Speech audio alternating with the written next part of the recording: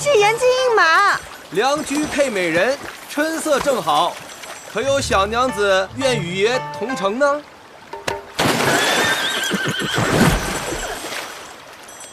吓死爷！爷这个姐姐娘的，差点摔着爷。这位小娘子很是俊俏，爷带你进城游玩一番啊。我爹，流氓！爷！哎，快！他们调戏小娘子！敢来三道堰欺负小娘子，我看你是打老虎脱裤子，又不要脸又不要命啊！就是，你说谁的脸是钉的？你知不知道爷是谁呀？怎么跟爷说话的？爷告诉你，打你就打你，我打你之前还查一下你家家谱啊！打他！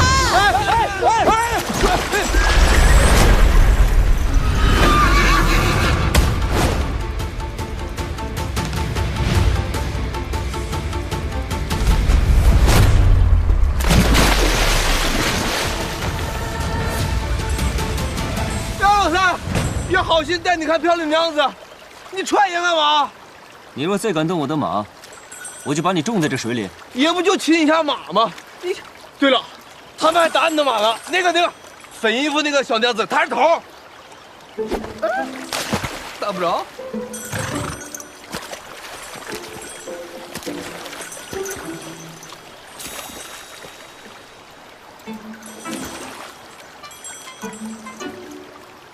是你的。多谢郎君为我实话。我若没来得及时，他祸便就死在这儿了。对，是他调戏小娘子在前，我若没及时拦住，他祸便入牢狱了。这么说，他确实该打。不是姚老三，你怎么胳膊肘往外拐呀？可是，你们却打了我的马。对呀。对不住啊，我们打的时候他也没说是你的马呀。你说这马竟不会说人话，他但凡说一句是你的马，我们也不会打他。就是。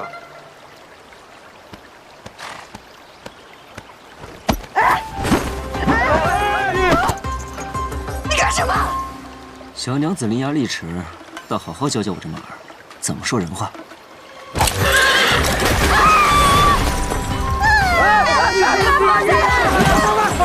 放下来了！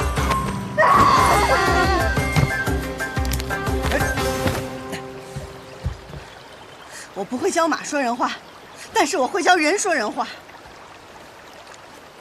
这人会悬崖勒马，马可不会控制自己。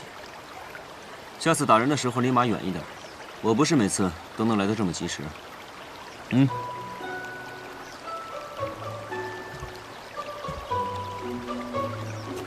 下次，那要看马上的人做不做人事了。就是。咬的。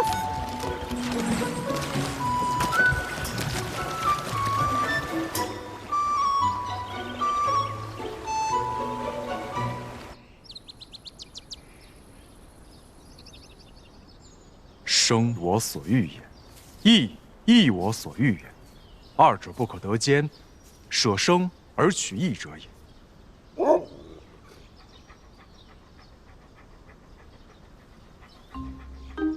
咱家今日只有这个了，你且将就2日吧。君子食求饱，国魁，你虽然是狗，但是做狗也要有做狗的规矩，要做狗中君子，不能太重口腹之欲的。再挑食，我打断你狗腿！吃。莹莹，今天脾气怎么这么大呀？你又跟谁吵架了？没，就打了一架。啊？和谁呀？我不知道。我看那衣裳还挺富贵的，但是他不知道我是谁。阿兄，咱们说好了，老规矩，不找上门就是无事发生，找上门就带阿娘出去走走。郎君，等下，那花场回来了。阿兄，我怕我去会会。哎，我先去拖着他，给我。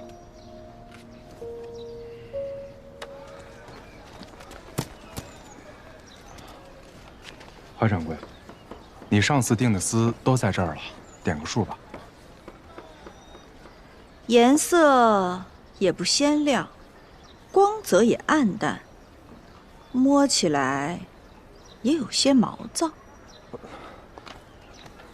华掌柜，你再仔细瞧瞧，这可是鉴定到最好的桑蚕丝，纤度均匀，光泽柔和，颜色要比市面上鲜亮许多啊！季大郎君，我与你说实话吧，如今营生不景气，益州城几个织锦大户又一直在压价，再这么下去，怕是我都没有钱收你们的丝了。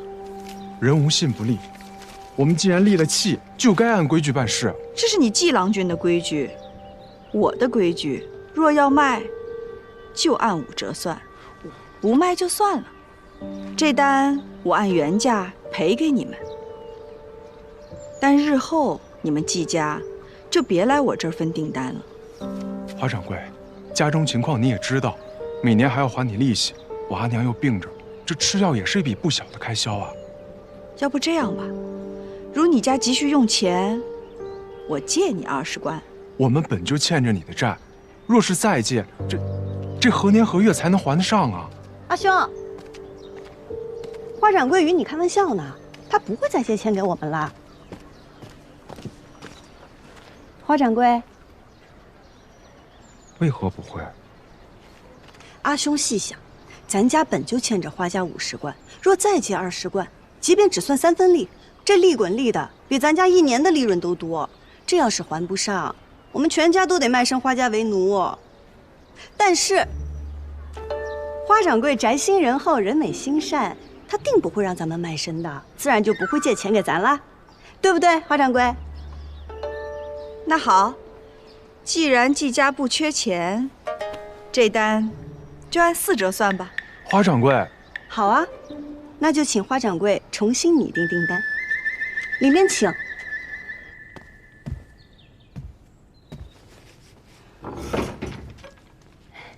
花掌柜，笔和纸已经准备好了，您写吧。齐英，我就知道你没安好心。来人呐，外面来！我们家这狗就听不得人大声说话，您声儿越大，它下嘴越快。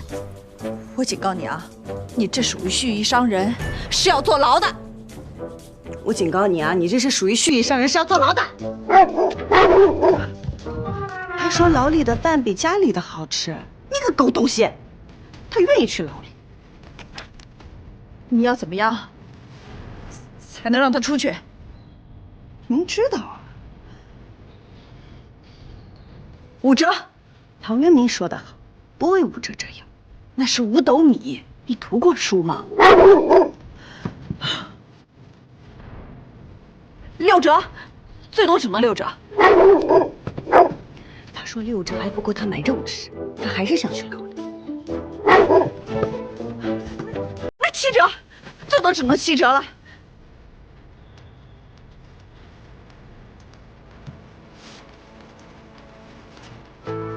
说，成交，劳您画押。哎呀，承蒙惠顾，锅盔送客。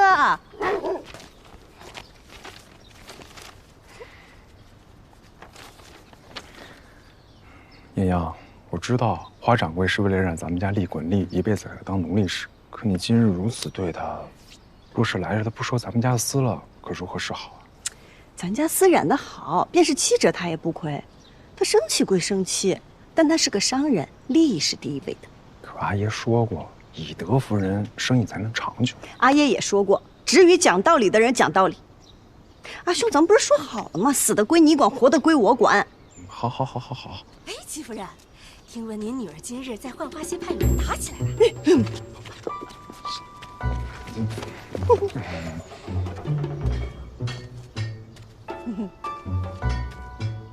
婷儿，去把我的竹棍拿过来。阿娘，快去！自求多福。季妍妍，给我站住！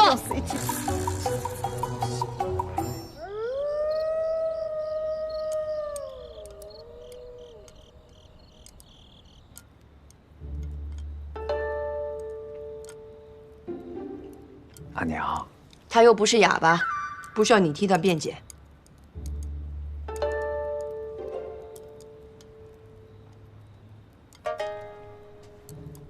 娘，我真的错了，要不你打我一顿？郎中都说了，您的身子……跟你说过多少次了？行事无状，一味与人争强斗狠，只会坏了自己的名声。你说说你，哪有一点大家闺秀的样子？季莺莺，阿娘，我饿了，我肚子都叫了，我饿死了。我也知道错了，你就饶了我吧。行了行了，赶紧坐那儿吃吧。我就知道阿娘最疼我了。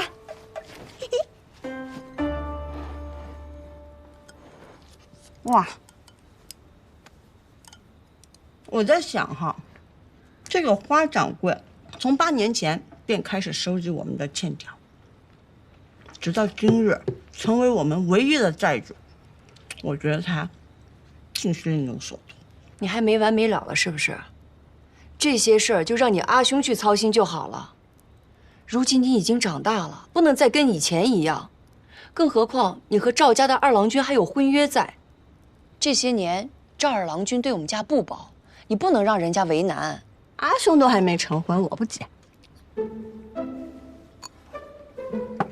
长者赐，不可辞。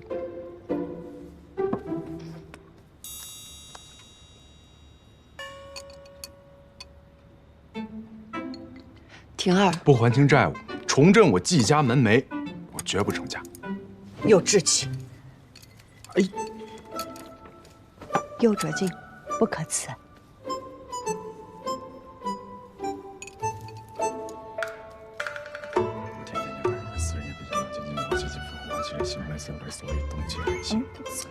好了，金莹莹，你说说，今天你到底跟谁打架了？阿娘，其实我今天真的没有打架，其实是因为我们焕花染坊和韵霞染坊，还有别的好多家染坊吧，有一些那个，就是，哎呀，这个我也跟你说不清楚。哎呦，郭辉还没吃饭呢，我得给他送点饭吃。金莹，郭辉，你，咋了，郭辉？这孩子，婷儿，你知不知道他跟谁打架了？我不知道啊。那明天赶紧去打听打听啊。然后好生去人家给人赔个不是。阿娘，莹莹虽不娴静，可也从不会主动惹事。我看这件事还是对错又有何相干？他不明白，难道你还不明白吗？明白。天理昭昭，我早就不奢求了，我只盼着你们兄妹俩能够一生平安顺遂。知道了，阿娘，别气了。吃饭吧，我明天就去。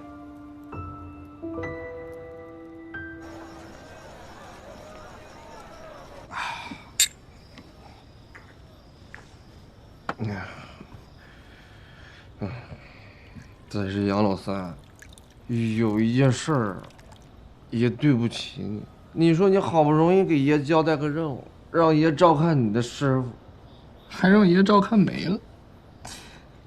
这益州城就废警官了，连着死了3个了。你说他当什么不好，非要当着警官？我都他可有什么话让你带给我呢？哎，有一句话，他说让我再见着你的时候，好好告诉你。这便是你在益州最好的朋友啊，他好在哪儿啊？好的向来信我。那沈警官对他可有留有什么话呀？我有必要向你汇报吗？是属下僭越了。不知杨警官明日有何安排？是回杨家还是去见一个朋友？你在益州还有朋友？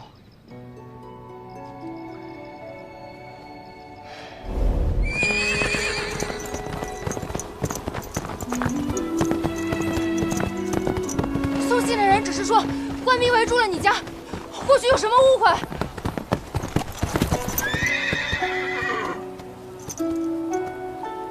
怎么又是你？是你，我家里出了急事儿，求你了，送我一程。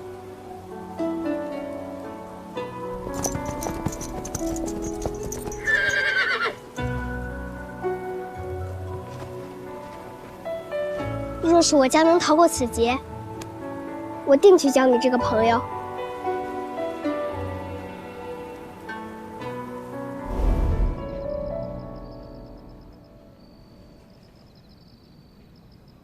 来日好友。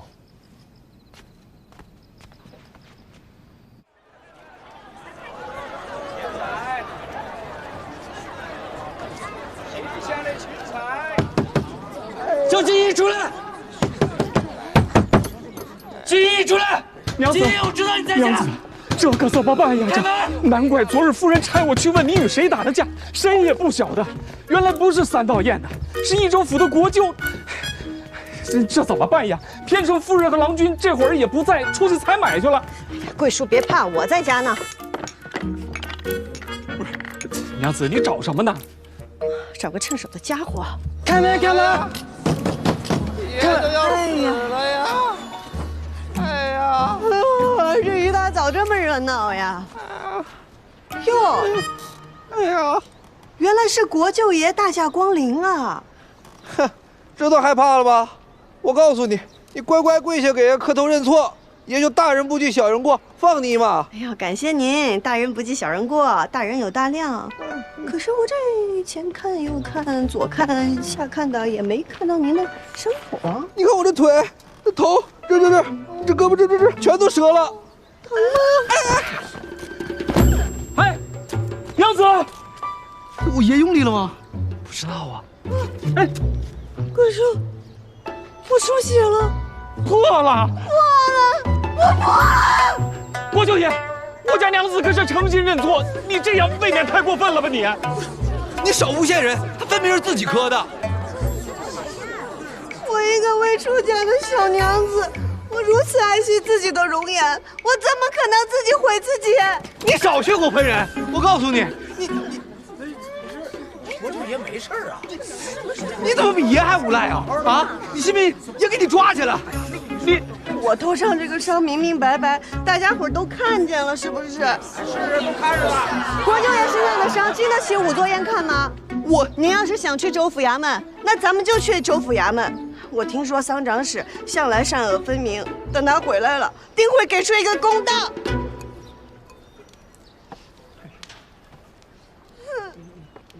我看看啊，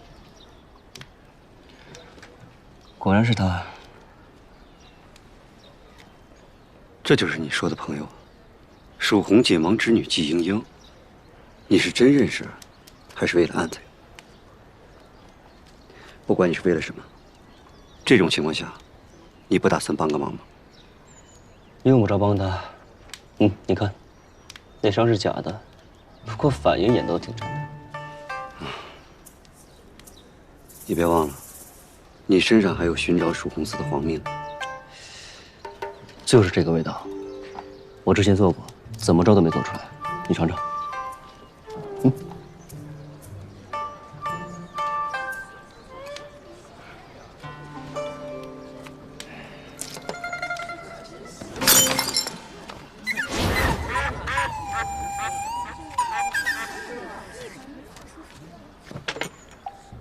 属下这是在给您制造契机。哎，杨老三，你来的正好，来，你给爷评评理啊！刚才是不是他故意磕在那儿的啊？方才发生的事儿呢，我这双眼睛看的是一清二楚。要我看，桑长史过2日就要从外地回来了，我要是你，就不会惹是生非，免得挨揍。怎么能说我挨揍？你看呀，你们2个，你阿爷看到了会相信谁？我都这样了，你能瞒得住别人，瞒不住你阿姨和我。行，你给爷等着，这事儿没完。走，恭送国舅爷。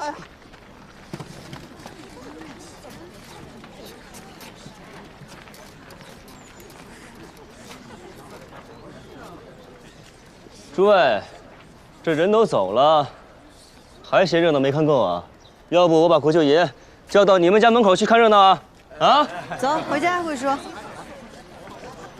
大叔，方才我不小心摔碎了一只碗，身上钱财未带够，还请大叔替我还个晚钱。啊？大叔若不方便，那我就只好请国舅爷回来替我还这晚钱了。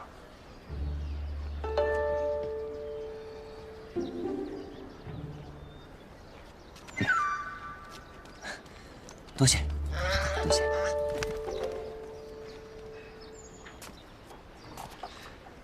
金娘子，冤有头债有主，若不是花家郎君告知14郎，浣花溪边有美景，指得他非要在那边给我接风洗尘，也不会有这番误会。花家，一点都不意外。那既是如此，就有劳这位郎君多劝说劝说国舅爷，不要记恨我们三道堰的儿郎。可有什么好处？多做善事会有福报的。这干涸的速度，这颜色，你这头上怕不会是染料吧？欺瞒国舅，胆子可够大的。郎君想要什么好处？我帮了娘子，娘子总该让我进去讨杯水喝吧？成，请。稍等。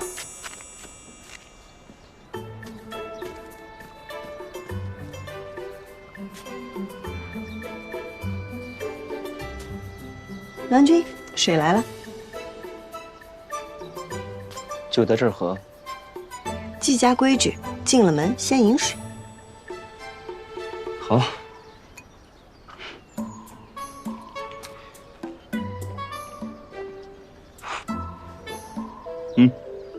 好了，两清了，请。我还没进去呢。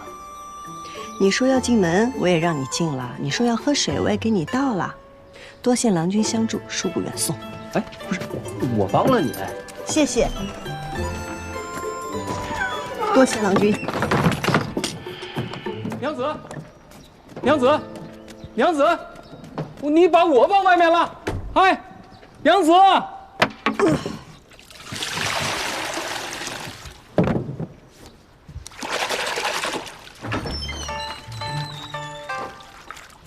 阿娘，你慢点儿。站住！阿娘，我没有打架，这次我真没打架。英英，你受伤了？啊，没有，假的，我一点伤都没受。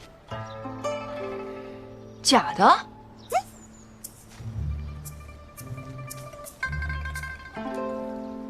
嘿嘿，你看是不是？怎么，假的我就不骂你了？可是我只有这样才能骗过他们呀，他们都以为这是真的。阿娘，今日桑14登门都是花掌柜挑唆，即便是桑14肯罢休，花掌柜他们也不会。阿兄，咱们一定要想个法子对付他。季英英，你就不能忍一忍吗？就非要由着自己的性子跟别人对着干是吧？那花掌柜自是欺行霸市，为人不耻，可他为什么全人只盯着咱们季家祸害？阿娘觉得是因为我不肯低头，他们才不放过我们家。阿娘觉得是我错了。我跟你说过多少次了，我只希望咱们季家能够安安稳稳的过日子，哪怕是受点委屈吃点亏，只要不惹祸事，那就是福气。难道阿娘这么说也有错吗？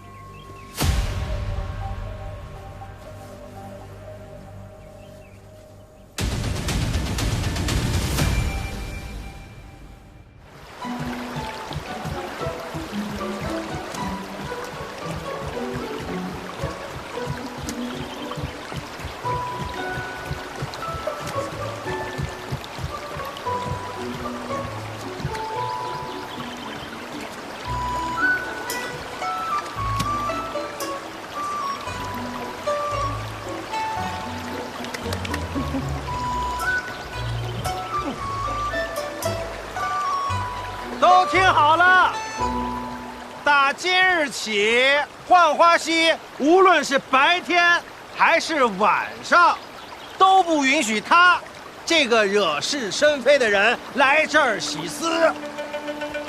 花郎君，众所周知，蜀锦染丝唯有在浣花溪中漂洗过，才能色艳有光，才能称得上真正的蜀锦。浣花溪就是染户的命。我不知道是哪里得罪了您，您要这样毁了我的生路。哎，你没得罪我，你得罪的是国舅爷。如果再允许他在这儿洗丝，国舅爷就会认为我们是一起的，保不齐哪天就来找我们的麻烦。敢问，谁能顶得住国舅爷的怒火啊？这浣花溪数百年来都是各家共用，他不姓花。哎，我没说他姓花，我是为了大家的营生，我们花家甘愿做这个恶人。陈大郎，你干什么你啊？他家的丝我买了，我换我自己的丝，你管得着吗？我也买一点。哎，剩下来归我了。不是，站住！站住！你们当我是傻子是不是啊？我都说了，不许季家人在这儿洗丝，就是不许洗丝。你们要是敢帮的，你们都给我滚蛋！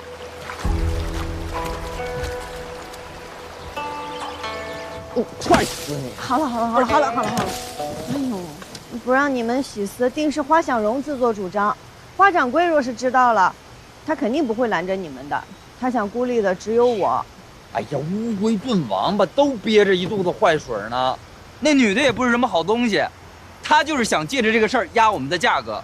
她要不压的话，我陈豆给你倒着写。三郎，去火的，吃点吧。我不吃。大郎，你那盒子里都是药啊？对啊。你们别看我长得壮实啊。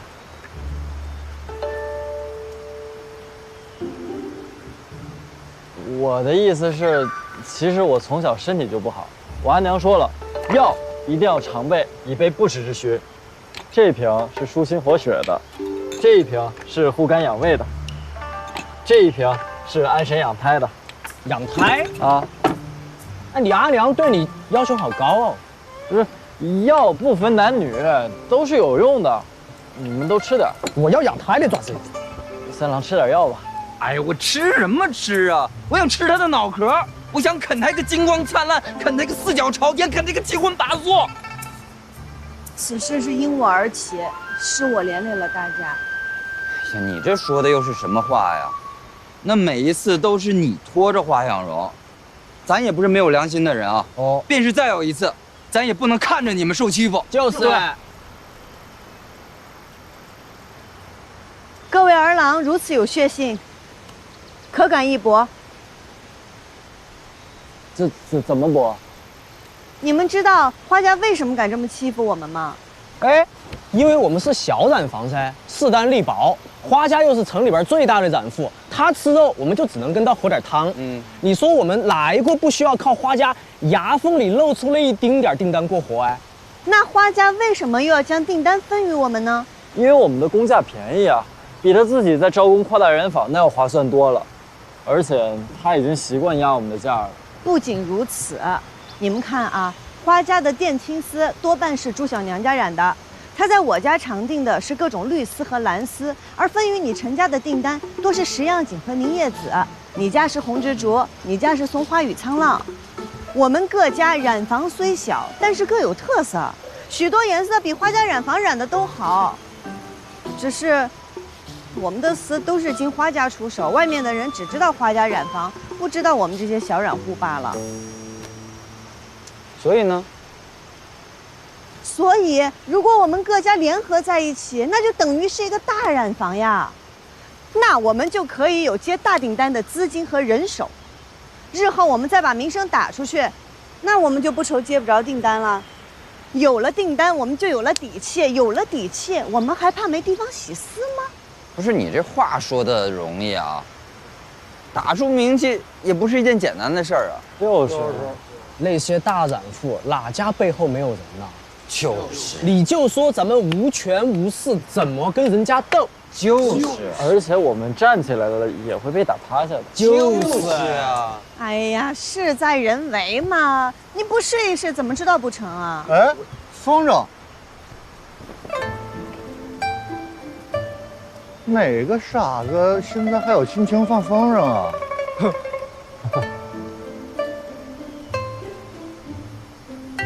各位，这件事情呢，大家先想一想，想通了我们再从长计议。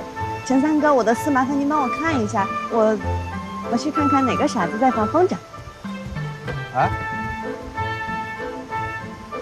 傻子有什么好看的呀？他怎么就爱跟傻子玩哦？就是，你才傻子呢！哎，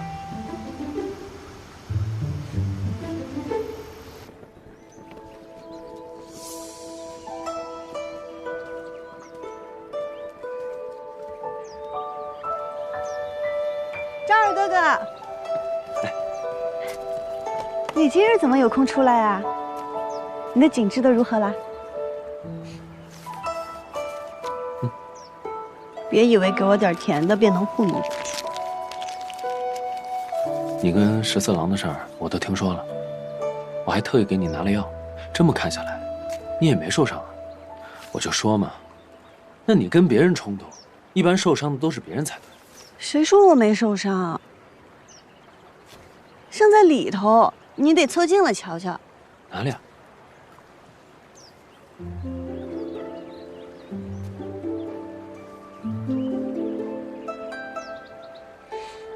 我就知道你骗我，那染料的味道我都闻见了。不是说怕红色吗？怎么还往脸上抹呀？我只是怕流动的红，像血水一样涌动的红，不是什么红都怕的。好了，说正事儿吧。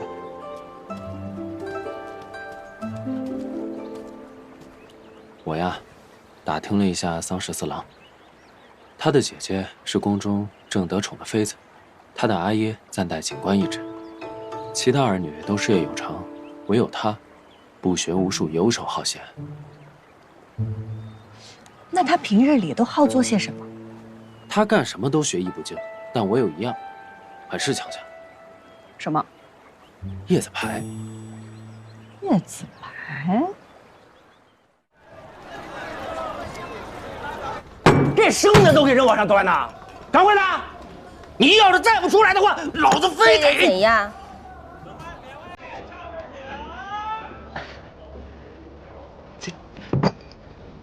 老板娘是吧？玉玲珑，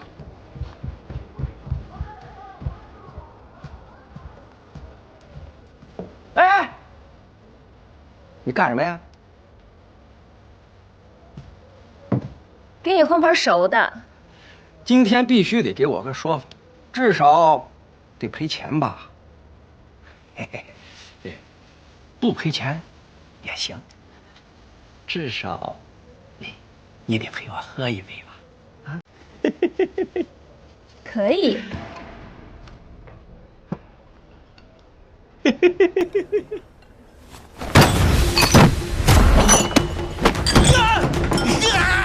你敢去我这儿，为何将月不还？酒色同香，酒客月落，家不还，概不赊账。当月不还，家难还。能吃就吃，不吃就滚。你们这是黑店，你给我们吃这些臭鱼烂虾，要吃死人的，你知道吗？我到衙门告你去吗？昔日王相出任西川节度使时，曾于酒馆用饭，亲口大赞着愉快。花落金缕明玉镜，不逊风月过江南。王相大家称赞的，客官却不屑一顾，说这不是人吃的东西。如此诋毁王相，也不知道到了衙门，那板子会先打谁。我为什么要听你的？我若是你，便乖乖把钱付了，赶紧跑回家躲起来，等这事儿大家都忘了再说。我再也不来了！我再也不来了！打扰各位雅兴，今日一应酒品，通通9折。谢于掌柜，谢于掌柜。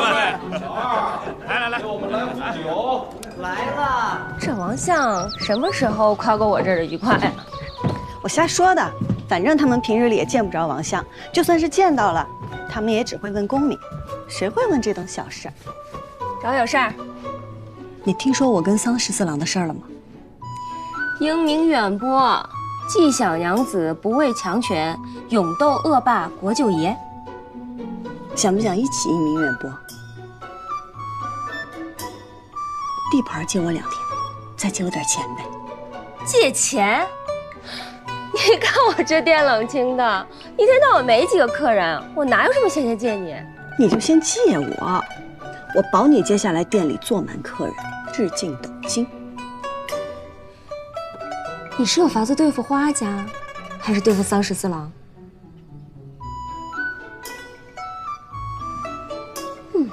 借力打力，谁还不会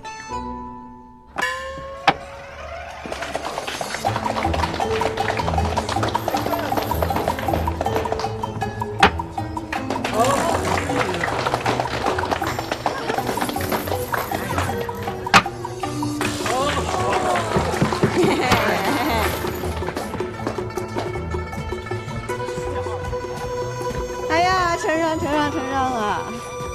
祖王高祭，自愧不如。承让。还有谁要一起玩的吗？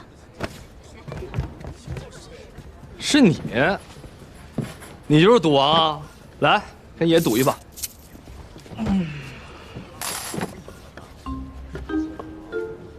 哎，跟你说话呢，没听见啊？你可知我为何要赌钱？为何？因为我在浣花溪得罪了国舅爷，花家怕被牵连，不让我去西边洗丝。我们家染房都快揭不开锅了，我只能靠此赚钱养家。这爷哪知道？算了，爷这脾气发了也就算了，这没想到他们花家借着爷的名气为难你。哎呀，回头再说，咱先赌一把。不赌。你。行，你跟爷赌一把，无论输赢，爷都告诉花家不跟你办见识了。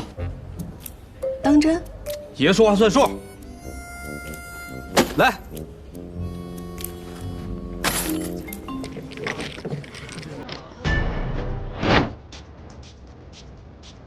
赌大小，如线轮次，每局20文，直到把对方桌上的钱赢光为止。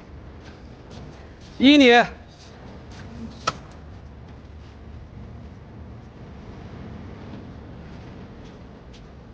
7万贯，8万贯，哇！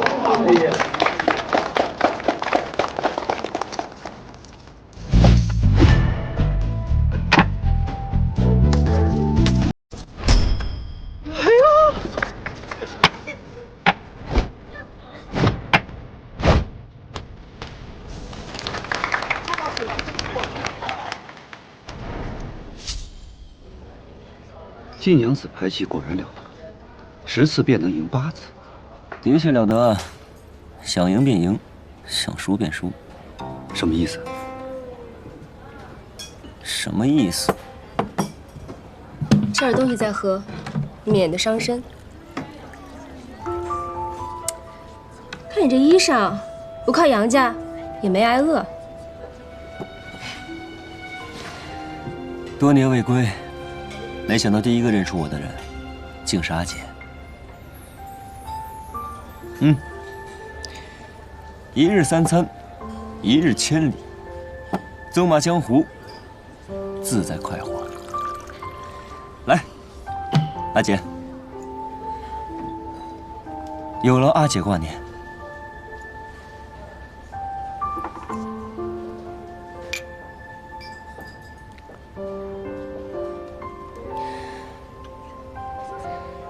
阿姐的酒还是这么好喝。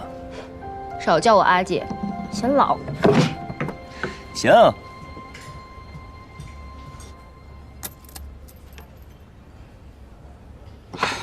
晦气。歇会儿。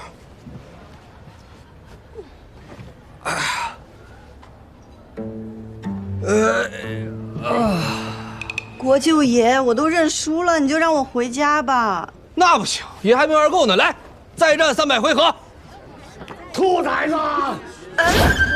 你个兔崽子！老子刚回来，你就跟我惹事！你还抢夺民女，趁热赌钱！给我站住！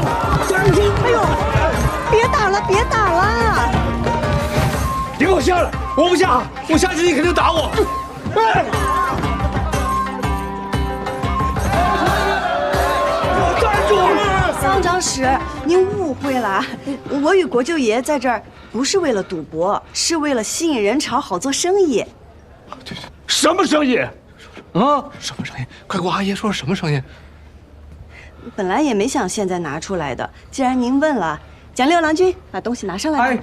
哎，您看，这是我们染丝会做的叶子牌荷包。叶子牌做荷包，闻所未闻。这可是在雷祖娘娘面前祈福过的，都是有寓意的。你看，万贯，它指的是家财万贯，恭贺商户日进斗金的。这个是锁子，说的是上下求索，寓意读书人早日登科。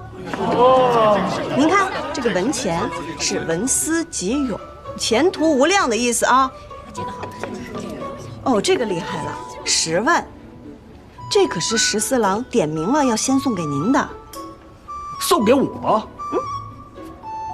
啊，是阿爷，阿爷，这是送您的，我给您带上。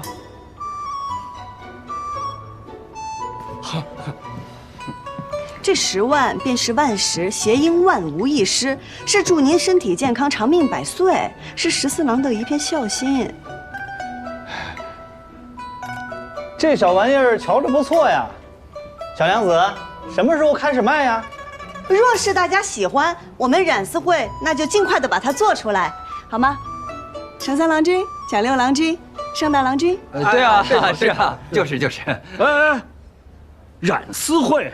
哎呦，您出门这几日，国舅爷体恤我们西边人家疾苦，团结我们成立了染丝会。这叶子牌荷包就是我们的第一笔生意。国舅爷是我们的名誉会长，我们在这儿玩叶子牌也真的不是为了赌博，就是为了想要把这个名声打出去。你当真是在干正事儿？是啊，阿爷，这回您真误会我了。桑长史，您真误会我们会长了。啊，会长为了我们殚精竭虑哦。误会了。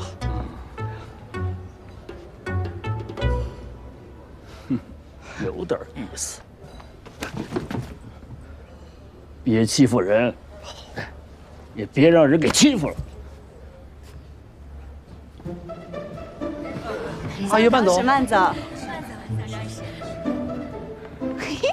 哎，诸位客官，若是喜欢我们染丝会做的这个叶子牌荷包，现在便可以下订单，前50人半价。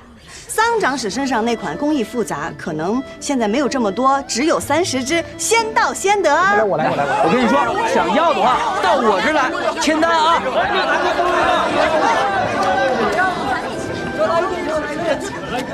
啊，你是不是在利用爷呀？是啊，是啊。我们本来就在这儿卖荷包的，谁知道你会来，更没料到你阿爷会来呀。那你过几日你可以跟你阿爷说，你不想做这个名誉会长了，那就和我们没有关系了。那不行，这官儿爷当上了还能还给你怎样？可是做我们的名誉会长是要帮我们做事的。爷不能做事吗？那试试吧。作为名誉会长，可有我的好处啊？嘿呀，杨老三，当然有，来，我给你找，来。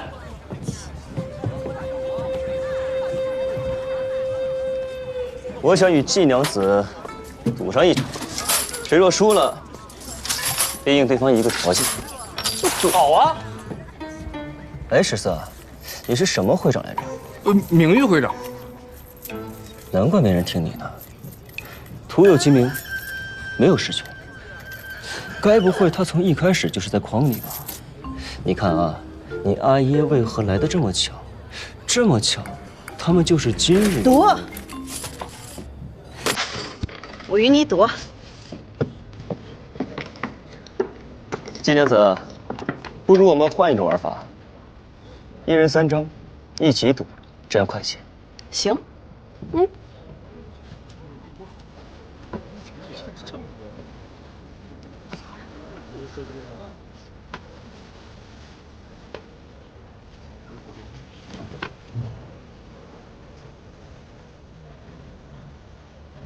金娘子，请吧。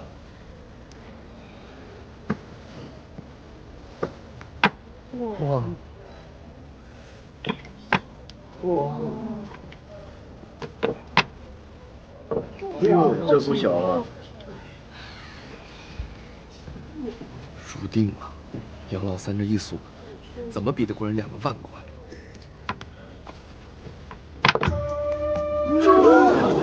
行啊！这不能怎样？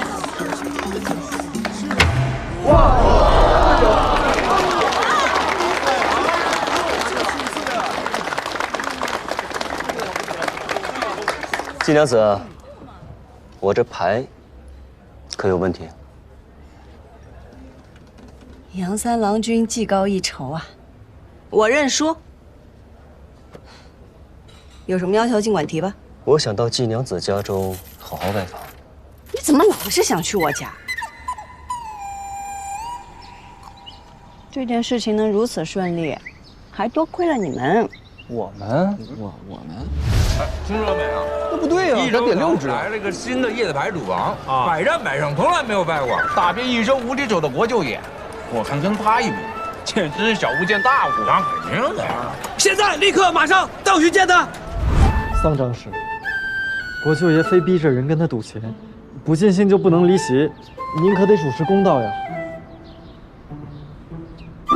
我去看看。做叶子牌荷包啊！我婉婉还有好几个人，我们熬了好几天才赶出来的。哦，用桑14最喜欢的叶子牌，把他骗过来与你赌钱，再把桑长史引过来棍棒教子，让桑14不得不被咱们按到头当了那个会长，环环相扣啊！厉害啊，高明。只有一点不明白，你真的是赌神吗？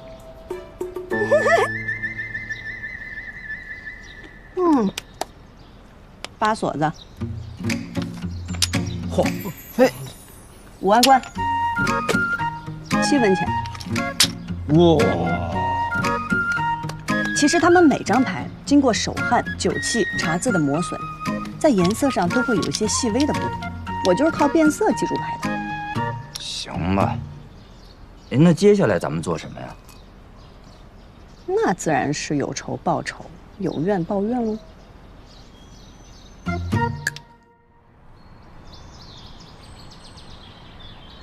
这个月只是灯油钱就这么多啊？这可不行。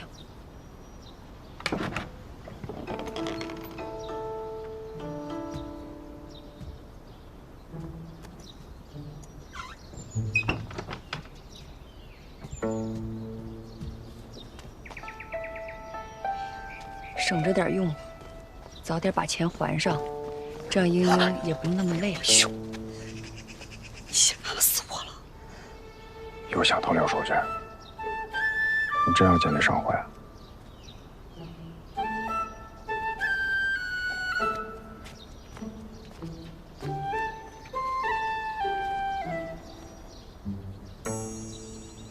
阿兄，这些年我一直在等一个时机。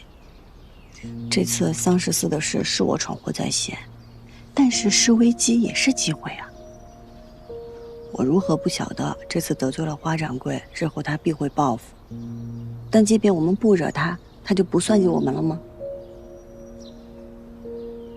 都说花家背后的势力深不可测，我不晓得他们背后的人是谁，我也不晓得他们有何图谋。但是做生意就像赌叶子牌，你若猜不到对方的底牌是什么，那只能让自己的底牌变得更强。所以，阿兄，求求了。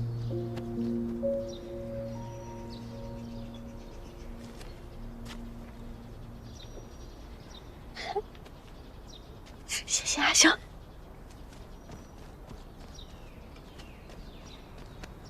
这几日你多囤一些染料和丝线，除了花家以外的订单，哪怕赚的少一些、量少一些，也尽量接下来。又要干什么呀？以防万一而已。我跟陈三郎他们已经说了，但是平儿家里最近怕是不愿意让我跟他来往，劳烦阿兄跑一趟。囤染料倒无妨，可华掌柜霸占着浣花溪，本就无处染丝。阿兄，信我，很快咱们就有地方洗丝了。季莹莹，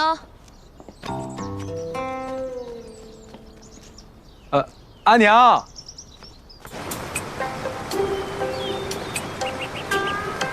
岂有此理！竟敢抢占地盘，不让咱们染丝会洗丝。那是之前，这不是您来了吗？我看他们谁敢。放心，只要有爷在，爷罩着你们，看哪个敢找就麻烦。自然自然。来了！金人他们过来了。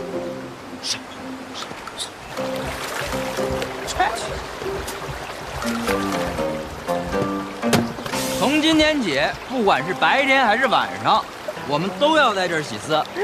你这个吃软饭的老总赘婿，还不赶紧滚回去给你婆娘洗脚去啊！嘿，你们这帮死小子，反了你们了！我阿爷说了，要多动脑子，少动手，要学会以理服人。今天主打一个以和为贵，以理服人。都愣着干什么？给我上！哎，等等，我告诉你一下，咱们从今儿个起是国舅爷罩着的，你动一下我们试试。我告诉你，在西上，我是这个国舅爷就是个屁，还国舅爷，给我打！你敢骂国舅爷？我这骂国舅爷，咱还以理服人吗？敢骂国舅爷？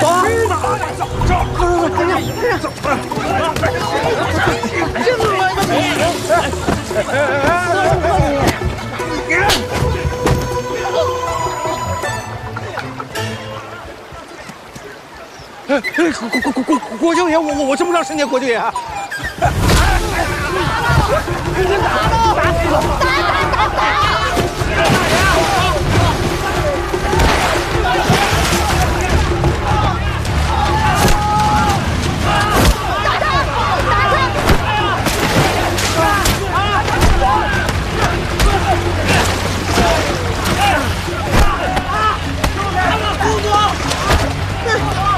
花小柔，你也有经验。就是他们在西边东闹事儿，搞不住他们。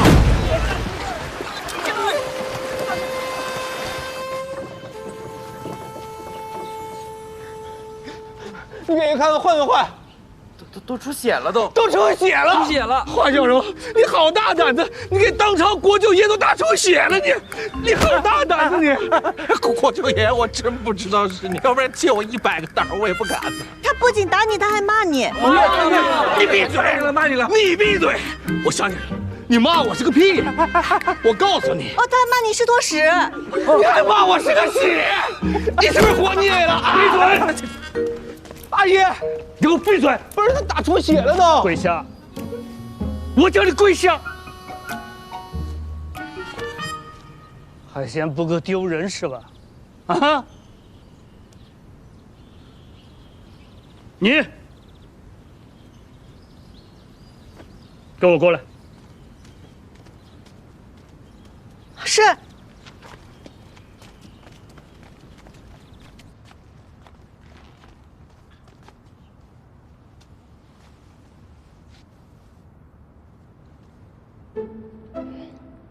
您是知道的，只有在浣花溪洗出来的丝织成的蜀锦，才能色泽艳丽，历久弥新，才是真正的蜀锦。多年以来，各大染户强行占地，向来民不举，官不究。如今西边的事儿被国舅爷挑了起来，这日后怕是被有心之人利用。娘娘在宫中正蒙盛宠。那些嫉妒之人，若是在宫中找不着法子，定会从宫外下手。若圣上听闻娘娘的家人因为娘娘得宠而嚣张跋扈、寻衅滋事，那会如何看待娘娘？有心之人，不就在老夫面前吗？英英确有所图，但是正途。您可知是谁把国舅爷引到西边纵马的？看来您是知道了。你有何不同？我能教14郎君改邪归正，做一个顶天立地的好儿郎。就凭你，你有什么办法？想来我季家如今是何光景，英英是何为人，长史上次一见之后，想必已经调查清楚了吧？浣花溪辣娘子，本官就是看在你还有几分担当。说吧，你想怎样？这事儿是因为在浣花溪抢地盘引起的，牵扯蜀锦便格外敏感。可若这浣花溪本就属于大家，不允占地，那14郎君只不过就是去西边玩，打了个架罢了。你是说，只求长史能立新规，道明浣花溪各家共用，不允占地洗私。你觉得我立了，他们便会听吗？哪家在西边染私占地的大户背后没有人呢？您立了是您的态度，他们不听是他们藐视律法。我立了，就代表你背后也有人了，他们至少可以不再敢赶你，对吧？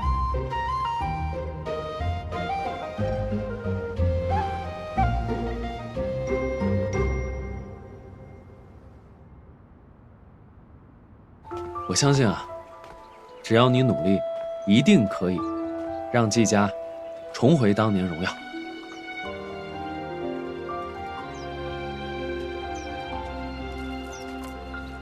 这是我自己绣的，送给你。啊？怎么，你不要？你嫌我绣的丑？我表现的这么明显吗？赵修元，给我，给我。不给。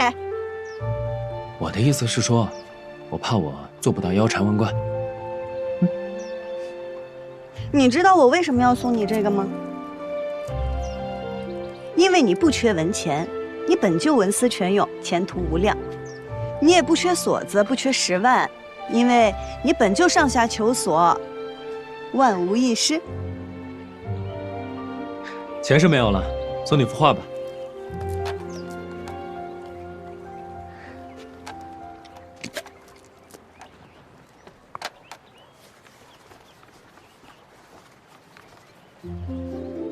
画中无蓬，可云层翻涌，分明让人感受到鹏飞9天之姿。画中女子独立船头，以窈窕中自成风流。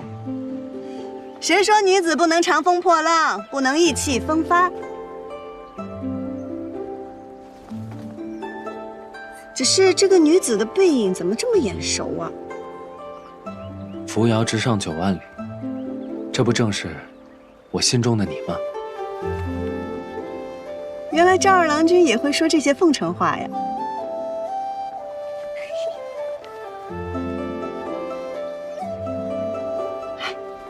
我们将这画织成锦吧。这云、水、船，还有这女子，若是认真的话，不难织出，只是很难织出整幅画的浩瀚之感呢。若是用五重梭呢，增加更多的混色，黑白丝搭配树木不同，便可交织出深浅不一的灰色，可以用作云霞和水浪的阴影。阴影不错，但是若只有黑白的话，会显得整幅画死气沉沉。用平稳和斜稳交替织，这样才有可能织出大自然的流动之感。用主色树木增减来过渡色彩流动，用平斜断为基础，织出凹凸之感，再用不同的色彩凸显明暗变化。如果是这样的话，真的有可能织出整幅画的浩瀚之感。好，那我现在就回去调丝配色，我绣出来先试试。哎，你不是还有重要的事要做吗？那件事现在便只剩等了。再说了，这也是很重要的事啊。来啦。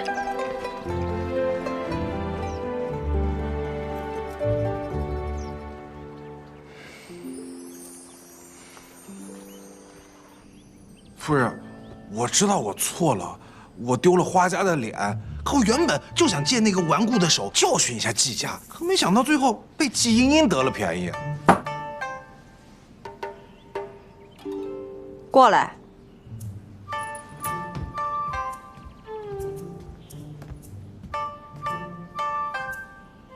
坐下。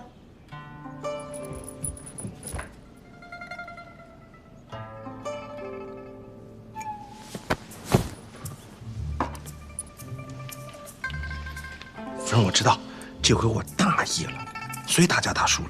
下回我一定给他们好看。我跟你说过多少回了，别自己动手。就你这身板，打得过就打，打不过就跑。轻点，夫人。夫人，别生气了，我一定听你的。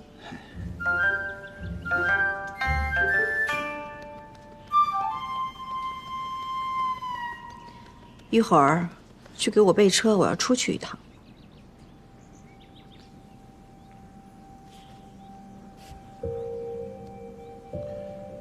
夫人，是要去见主人吗？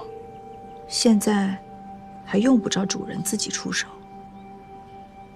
随便弄出些动静来，让桑长史冷静冷静。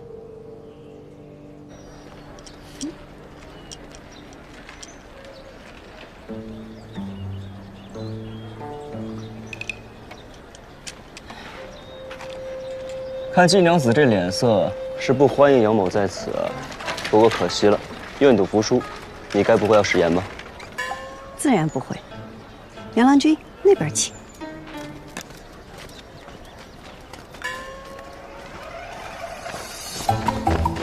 借过。你跑哪儿？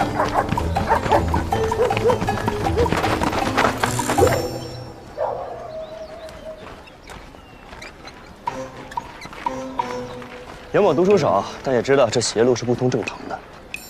您有所不知，我季家的规矩是越尊贵的客人越要在僻静处招待。郭奎，你可不许咬它哦，小心哦，它有毒。你叫郭奎？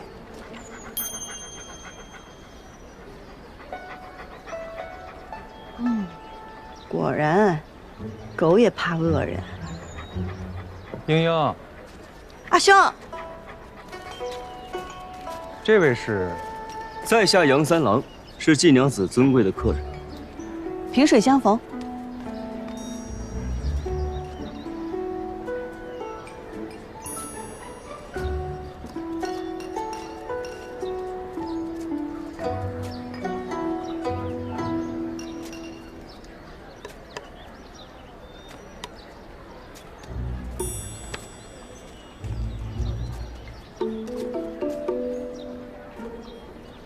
阿兄，阿娘在家吗？我一直在屋内支紧，不怎么去过前门。不过按照往日而言，阿娘此刻应该是出去才对。太好了。阿兄，给这杨三郎君倒碗水吧，他就喜欢喝咱们家的水。哦，好。哎，不急不急。杨某此番前来，并非是要讨水喝，而是为了拜访一位故人。故人？哪位故人？杨某记得季国父当年斗锦夺魁，以一幅蜀红锦博得满场喝彩，我也被其风姿折服。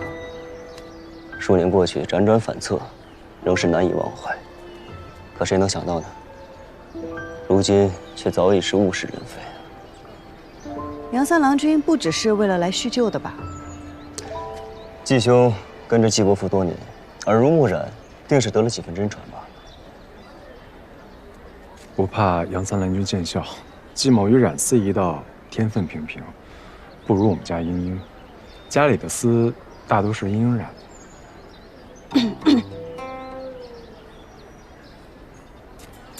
这染好的丝，就都晾在这儿了？还有一些晾在前院。阿兄，你还是去倒水吧。哦，好。哎，不忙。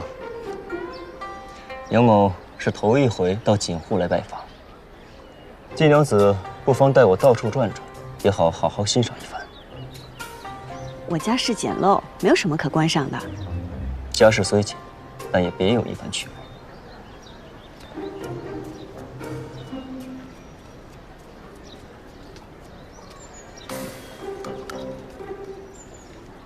倒水。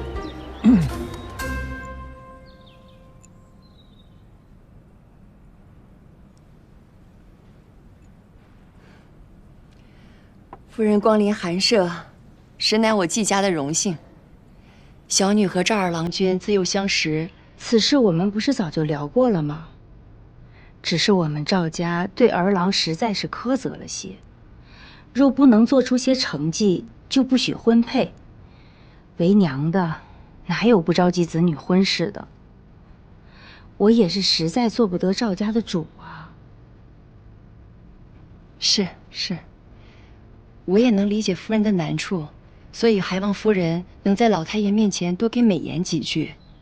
其实这先成家后立业也不是不行。夫人以为我没说吗？可是老太爷他端起茶杯问我说：“这3钱1两的茶装在10两1支的茶杯里，你说他配吗？”